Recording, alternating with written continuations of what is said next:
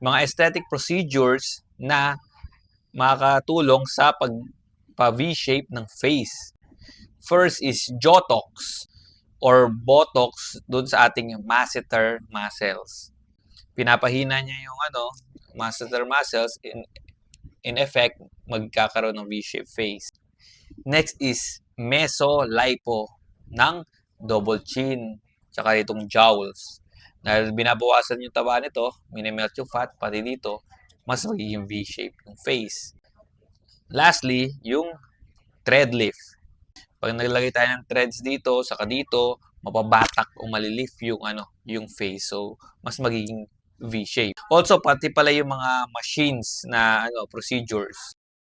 RF, HIFU, therapy, etc.